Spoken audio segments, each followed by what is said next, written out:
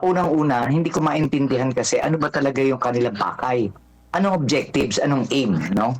Kasi ang una niyan, sinasabi nila magkaroon ng endurance, no? Para sa road safety. Ang nangyari ng mga nakaraang panahon, na nagkaroon din ng mga aksidente, no? Marami rin nasaktan, marami rin nasira.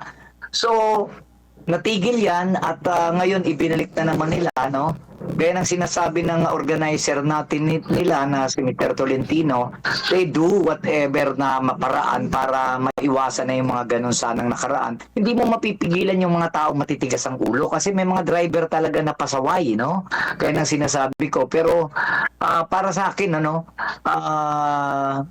ang una-una dapat muna nilang ipaliwanag, ano ba talaga yung objektibo mo? Kasi ang sinasabi nila kanina doon sa pagkakarinig ko, tungkol daw sa tourism. I think tourism is not the main, no? Na dahilan para magawa kayo ng ganito, no?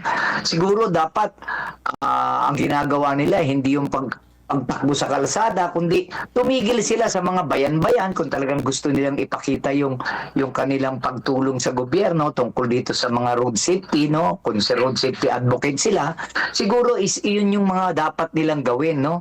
Kaya ako, talagang pabor ako dun sa ginawa ng LTO na isyo ko sila, no? Kasi para maintindihan natin.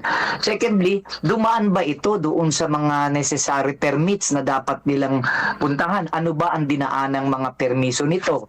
So, alam mo kasi sa paggawa nito, lahat ng dadaanan ng bayan, maliit man o malaking syudad, kinakailangan kang makipag-coordinate kasi yung mga taong manunood, yung sasaksi, no, at saka yung mga dumadaan dun sa area, kailangan naka-ready. Ano bang oras talaga daan yan? Saan ba dadaan na rota yan? At ilan ba yung dadaan dyan? Ilang minuto ba o ilang oras ba? Bago matapos dun sa mga area na lugar na yon, kailangan ba lang tumigil dun sa lugar na ro para makipagbatian, mag-wave. Marami kailangan kasing ano dyan gawin dyan bago ka maggawa ng ganitong napakalaking programa para sa ganitong post-Ironman.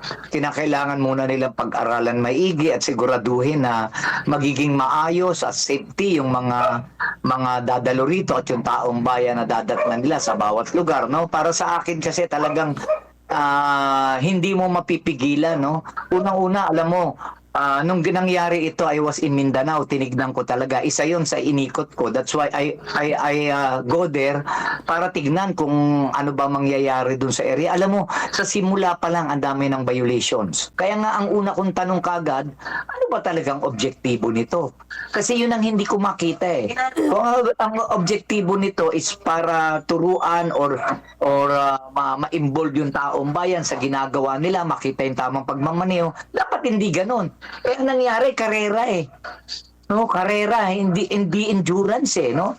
So kaya talagang marami ang bumatikos, no? Hindi ko sila binabatikos na dahil sinasabi kong hindi maganda yung ginagawa nila, kundi hindi nila na-handle ng tama. No, yung mismong organizer at saka yung mga marshal nila, hindi nila na-anticipate na yung ibang mga dadalo roon o sasama doon sa Ironman na, Boss Ironman na yon, hindi pa nila mapapasunod. Nagyabang-yabang, ginawang kayabangan yung pagmamaneho dito sa challenge na ito.